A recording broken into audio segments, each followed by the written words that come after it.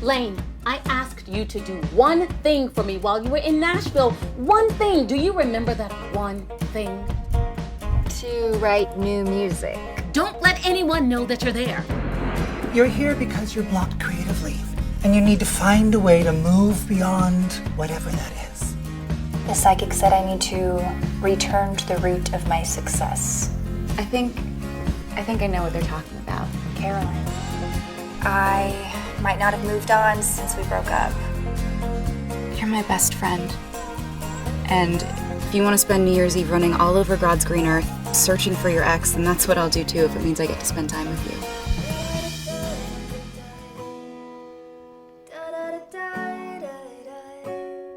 Feels good, doesn't it?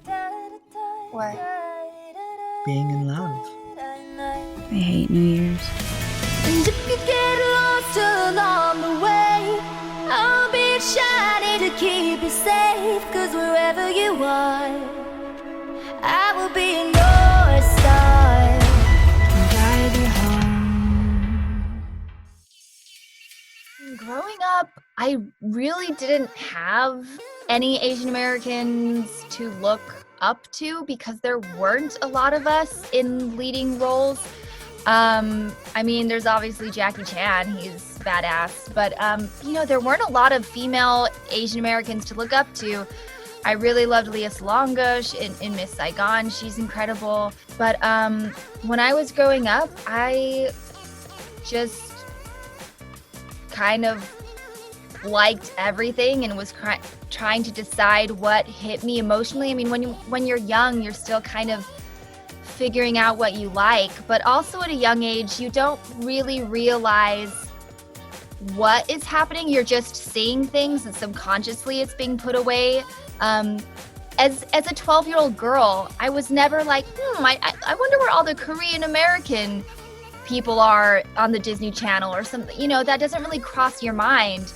But subconsciously, you're kind of learning that you are a background player. You are second to the best. You are not as important. Your story doesn't matter. And that's a subconscious message, especially back then. I mean, lately there's been a lot more Asian American content and queer content. But I mean, even 10 years ago was a different world. Such a great question. And it's so sad to say this, but I didn't really have any like Filipino person that I saw on TV. I'm always so flattered when I think it's happening more now that I'm older, but I feel like so many Filipina like who used to be kids when I was like doing my TV show, they're telling me now like, you're my childhood, you were the person that I looked up to. Somebody just commented on a TikTok video of mine and said, I didn't see anybody like Filipino growing up who's acting and successful in their career until you, and you inspired me to start acting. And I'm always so touched by that because I didn't have anybody like that growing up. And I don't think even when I was doing my TV show growing up that I realized that, I was the like Filipino girl on TV at the time, So I'm always so honored and flattered when people tell me that like I was their representation because I didn't have it. So I think it's really important that we do have representation, and I think it's obviously getting better now. But yeah, I'm like just so honored, and I think it's so cool. Because usually, when I'm on set, I'm usually like the Asian girl on set, and then like that's it, hard stop. So to do my scenes and like look at my scene partner and know that she's also Asian American was so incredible. And with Tello Films, I just talked to our director about this. I love that it was a lot of our cast and crew were all women, and I've never worked on a set like that. And it was so collaborative and so, it was just so wonderful. The vibe on set was so cool. And also on top of everything, Dia is crazy talented. I was such a fan of hers from the first season of The Voice. And I had to like not fangirl over her when we met. But I mean, she was so incredible, and I'm truly just so touched that I get to be in a project where there are two Asian American leads. I talked to our director about it too, and I said, I just commended her and the casting team on like not caring about like, all right, well, we got, you know, one Asian American in one of the roles, so that's all we're gonna do. They didn't care what we looked like. They were just like, can you do the role? Great. And I think it's so incredible that a holiday rom-com is starring 2 Asian American women. When I heard that they cast Ashley Argota for Cassie, I was so excited. And I was surprised because you don't see 2 Asian American leads in a film ever. It's a very rare thing. And so when they cast her, I was just so excited. And I had seen her work on The Fosters, and she's multi-talented. She was on Broadway when she was like 11 or something crazy. And I was just really excited that there were 2 women of color as the leads. And it also that it wasn't about that.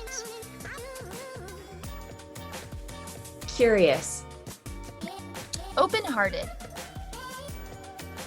I think it's so incredible. I love that this year especially there are a lot of LGBTQIA rom-coms and like holiday movies coming out, because I've been saying this a lot. I feel like they always say art imitates life, and it should imitate all aspects of life. So no matter what kind of relationship you're in, no matter what you look like or who you love, you should be able to see that represented in TV and film. So.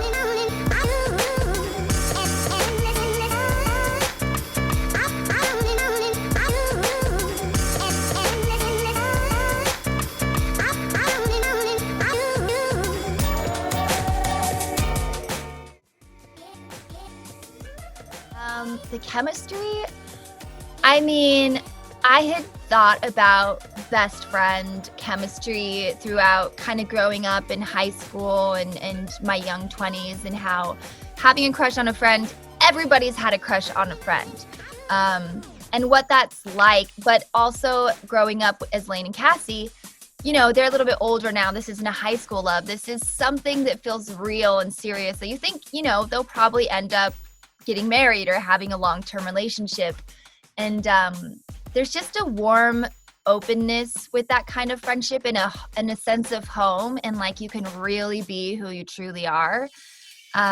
Because whenever you date new people, you're just kind of trying to impress them the first month. And so, yeah, just trying to find that kind of past warmth and sense of home. And it was really easy to do with Ashley because she's really a wonderfully kind person on and off set. When I met Ashley, it was just instantly like, oh, this person is amazing, and I feel comfortable here, and I feel comfortable to take risks from action to cut, and it was just a really nice time. I very often play the best friend role in my projects. So having to play the best friend to somebody, like a loyal best friend to somebody, wasn't new for me. I've never done a rom-com though, so that was the part that was new for me. I mean, you just draw on like every rom-com you've ever seen, really. Like Sleepless in Seattle and You've Got Mail and like all the classic rom-coms. Because really, the only thing that's different is that there are 2 women on screen instead of a man and a woman. So I kind of just drew on like any classic rom-com I've seen, and I've spent a lot of my quarantine watching a lot of classic rom-coms because there were so many that I haven't seen. So like Sleepless in Seattle and You've Got Mail is like what I have been watching like this year. So just drawing on the classics, I think, is what I drew from. Oh my gosh, this is such a weird one. But what's coming to mind right now is Izzy and George in Grey's Anatomy, because they were best friends and then they ended up dating. Now, they didn't last very long. However, Cassie and Layne last what I would like to think that they last for a very long time. But in terms of like friends that become more than friends, that's the first thing that comes to mind. I loved Easy A, and I love that guy that's just always there for her.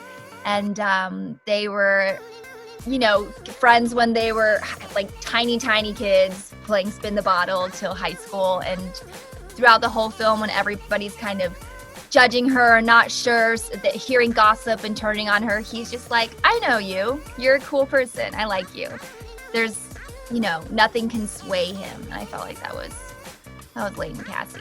Because throughout the movie, people shift with the gossip that's going on in high school and the things that aren't really true that are happening, and he's just always there. And with Layne and Cassie both being famous people, famous country writers and stars in Nashville, there's so much criticism they'll face together. And that's one thing that, I mean, throughout my life, there's so many ups and downs being a creative, and it's just so nice to have people that you know will always care about you and love you for you. Because sometimes I feel like my value as a human goes up and down with my career. And that's been a really hard thing to face is, you know, if I have a slow year, all of a sudden, like, it kind of travels into like, I'm unlovable, I'm not worthy, I don't deserve this. Just because what? Like, it's been a slow year, or I didn't get this project, or I auditioned for this and didn't get it, or whatever. I feel like living in Hollywood, it's really easy to value yourself based on your ups and downs. And so finding somebody that can always be there with you on your ups and downs is timeless.